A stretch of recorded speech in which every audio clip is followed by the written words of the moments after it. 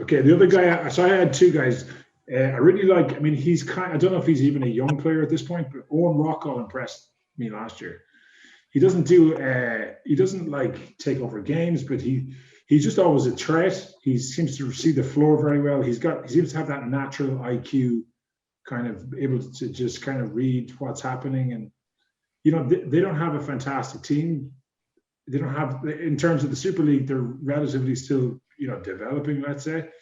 But he impressed me. He was one of the two guys that impressed me from the West of Ireland clubs. And the other guy that I'm interested to see who's playing for you guys, and hopefully he gets the court minutes, is James Gormley. I saw him this summer, and he just looks like he could be an absolute monster if he just gets the right development and the right court time. I'd be very interested to see how he pans out, because he has so much potential, tons of potential.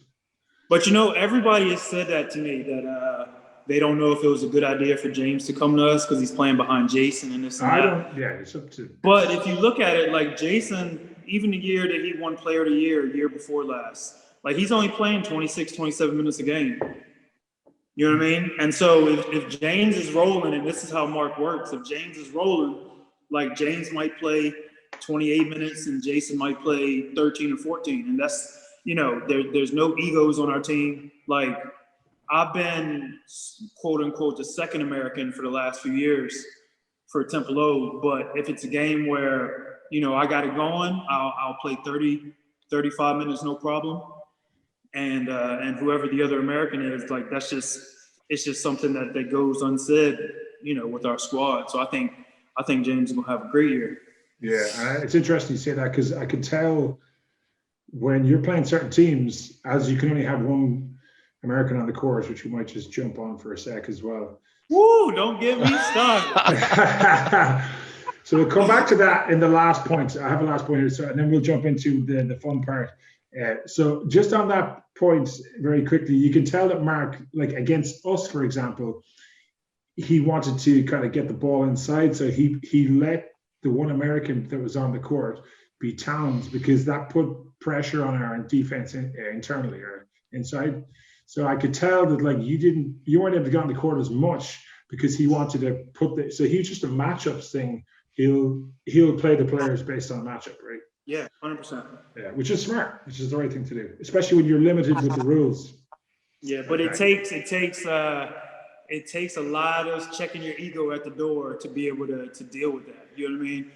That's very true. I mean, I felt bad for even our guy last year. So Paris. We had Paris, Paris is a talented basketball player, and he had to sit a lot because Josh is what the team was, kind of needed last year in terms of distributing the ball and kind of, he's kind of an all-around player that he just sets the table really well for everybody else, and that's kind of what we needed. Whereas Paris is a more go get you some buckets. So right, the Green Army abroad, very quickly, how do we get him back into Ireland, or do we even want to get him back? Because the BBL, I'll tell you why I'm saying this, have just made a huge move. And a lot of the BBL guys who went to America and were playing in second league Europe, second tier Europe, one or two of the top tier, have all been brought back to the UK, and they're now giving them the money that they gave Americans. There's a bit more investment in the BBL this year. There's a lot of things they've done to try and improve the league. Their social media game has kind of stepped up a little bit, so they've kind of partnered with these creative agencies and put out better social media. Money's coming in from Miami, as far as I'm aware, into the London Lions. Plymouth have partnered with the team in Turkey. There's a lot of things happening for them, and they brought their British players back. So, and then I was like, oh, maybe we could do the same in Ireland. But I think the problem for someone like, let's say, a John Carroll, is if you bring him back to Ireland, you might be able to even offer him some of the money you give an American and give him $3,000 a month or whatever the money is. Just not worry about the money.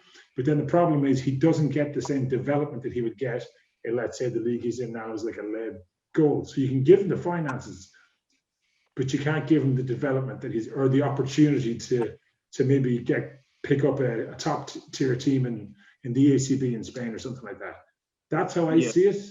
But it seems like a bit of a pipe dream at the moment to try and get these guys coming back from America to look at Ireland as an option, when we can't offer them that opportunity there's a ceiling on where they're going to go if they play in the Super League, right?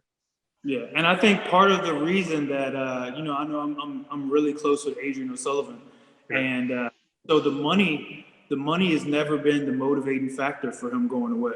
As much as everybody wants to play pro and make hundreds of thousands of euros like we dream of when we're young, the money is not even the main motivating factor. It's I want to go away and I want to experience different cultures and I want to get better. Like I want to become a better basketball player.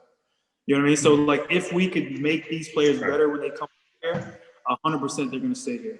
And number one, they're not coming back here because we're the only freaking league that's not playing in Europe. So it's things like this that make it be like, well, why the hell would I come back and play in the SuperLeague when, everything is below every other league in Europe? Right. You know what I mean?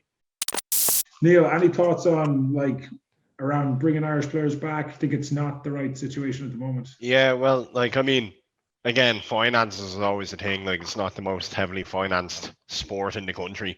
And then, you wouldn't be getting, because it's not that, it's not a pro league. We have so many amateurs in the league that it's not their main priority. There's so many of us that work, family, whatever it might be, that's your main priority. And then your outlet is basketball. And you might be just, that bit more talented to be able to play at a Super League level. So you're not going to be necessarily, it's not going to be your first worry that, oh, I'm going to go out, get better. You're like, I like to play. You know what I mean? Yeah. So, but we're not, some of us might not be the guys that, if you want to be a pro, as Puff said, you want to get better every day. You're not going to get better playing against guys who it's not their main priority. You know what I mean? Right. And that's it. It still has that kind of amateur status, especially now that we've kind of moved from giving money to scholarships. A lot of the model has kind of gone to that. You're not really getting even that level of player. Don't you think? I feel like it's embarrassing that I can still be in the league at 37, that you can still be in the league, and Boney just turned 38 the other day. Kieran Donahue is 37, 38, crazy. But if you look at what that is, that's essentially guys who played at a higher level somewhere else and are back. So a lot of the guys that end up coming back and being good in the league are either. So a lot of the guys that are our best guys in this country are outside the country right now for like a John Carroll or a Jordan Blount, because they're not going to be here. So it's only going to be the young guys like CJ, who at 18 was one of the best players in the Super League last year. That's crazy, right? Or it's going to be like a Jason who's now played abroad and come back. So maybe when John Carroll's coming back at age 34, he'll be the best player in the Irish Super League. That's what's going to happen, because that's the time in their career they're going to come back to this league, because you slowly kind of cascade down as you kind of. And that's what we should want.